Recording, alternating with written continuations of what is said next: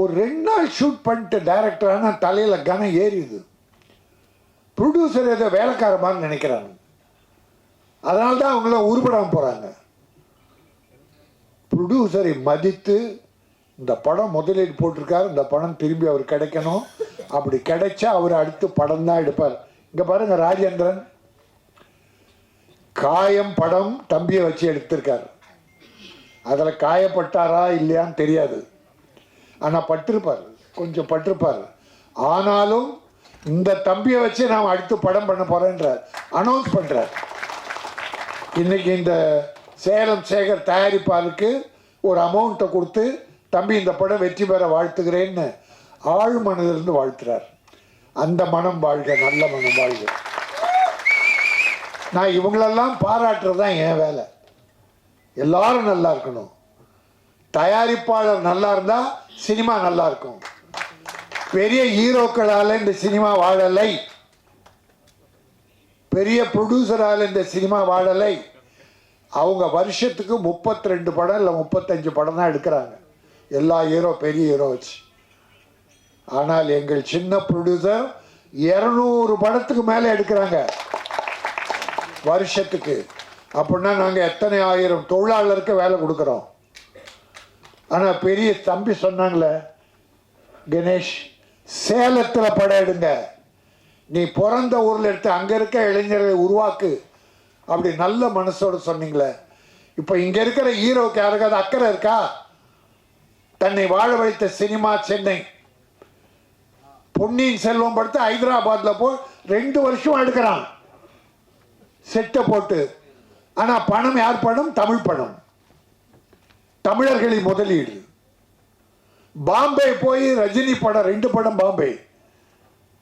தொழிலாளி யார் அங்க? முதலீடு யாருது? சென்னை, தமிழ்நாடு. படம் ரிலீஸ் ஆனால் கொட்ட வேண்டியது தமிழ் படம். ஆனால் நீ வேலை கொடுக்கறது பூரா ஹைதராபாத், பாம்பே. ஆனால் இந்த தம்பிக்கு இருக்கிற உணர்வு கூட இந்த பெரிய ஹீரோவுக்கு இல்லை, பெரிய டைரக்டருக்கு இல்லை. இதை யார் செய்யணும்? பெரிய டைரக்டர் அண்ட் ஹீரோ 2 பேரும் டிசைட் பண்ணி தமிழ்நாட்டில் வை. நான் சொல்றது, கதைக்கு பம்பாய் வேணும்னா போங்க, கதைக்கு போங்க. ஹைதராபாத்தில் அங்கே லொக்கேஷன் இருக்குது, அந்த கதைக்கு தேவைன்னா போங்க. என்ன 20% 25% இருக்குமா? இப்போ அஜித் சார் ஃபுல்லாக கம்ப்ளீட்டாக ஃபாரின், ஒரு படம் விடாமல் போயிடுச்சு. ஒரு வேளை ஃபாரினாக இருக்கலாம், தப்பு இல்லை, நம்ம அதை தப்பு சொல்லலை. இந்த கதைக்கு என்ன வேணும், எந்த லொக்கேஷன் வேணும், அதுக்கு மட்டும் போங்க. மற்றெல்லாம் நாயகன் ஒரு படம் எடுத்தார் மணிரத்னம்.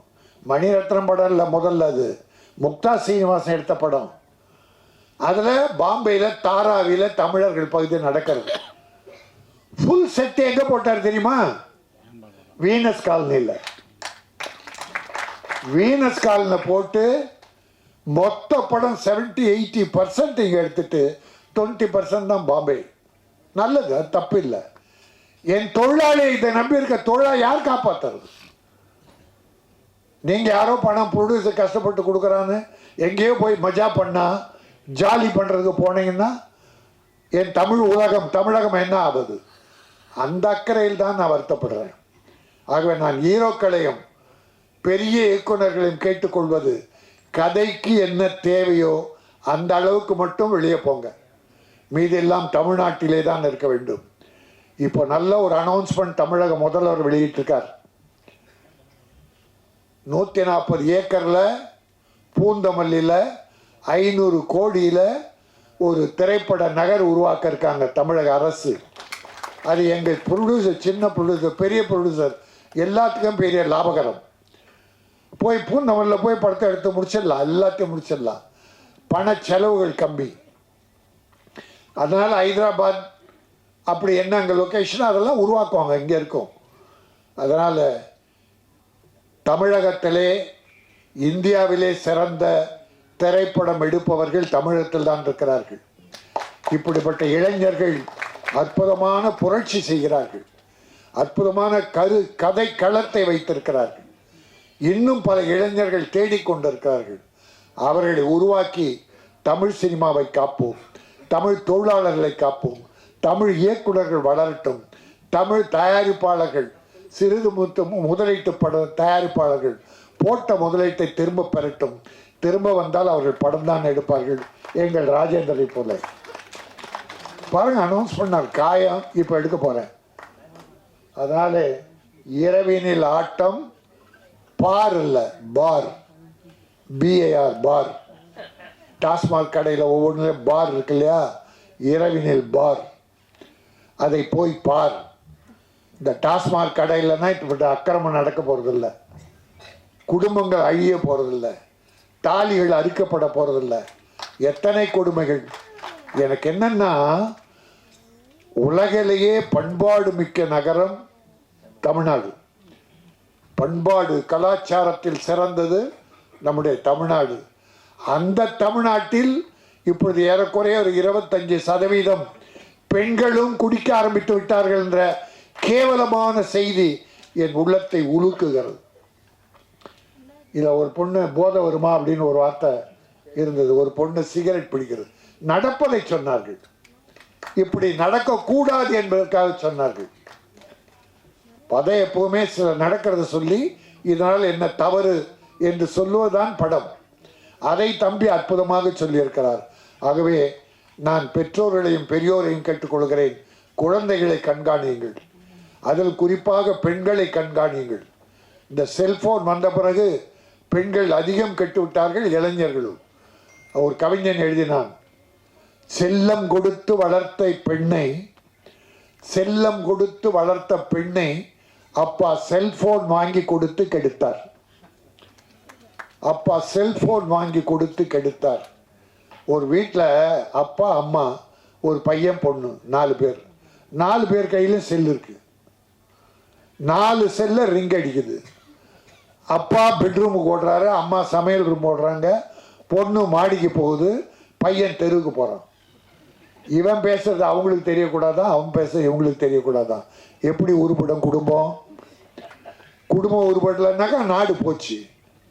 அதாவது மனைவி சமையல் ரூம் இருக்கா, அங்கேருந்து ஒரு 50 அடியில் பெட்ரூம் இருக்குது. புருஷன் பெட்ரூமில் ஒரு அர்ஜென்ட்டாக ஃபோன் போட்டு மனைவியை கூப்பிட்றாரு. ஃபோன் போட்டால் ஃபோனில் என்ன வருது? நீங்கள் தொடர்பு கொள்பவர் தொடர்பு எல்லைக்கு வெளியே இருக்கார். கிட்டதான் அவர் 100 அடி வெளியே இருக்கார். ரைட், கட் பண்ணான். மறுபடியும் போட்டான், நீங்கள் தொடர்பு கொள்பவர் வேறு ஒருவருடன் தொடர்பில் இருக்கிறார். இப்போ தொடர்பு எல்லைக்கு வெளியே இருந்தாங்களா, இப்போ வேறொருவன். அப்போ புருஷன் நினைப்பான், என்னடா அது ராத்திரி நேரம் பொண்டாட்டி வேறொரு தொடர்பு. இந்த காமெடிக்காக சொன்னேன். ஆக அப்படி செல்போன் குடும்பத்தில் குழப்பத்தை உருவாக்கிடுச்சு.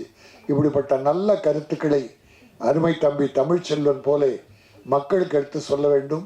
மக்களும் தன் குழந்தைகளை பிள்ளைகளை கவனமாக பார்க்க வேண்டும். நாடு மிகவும் கெட்டுவிட்டது.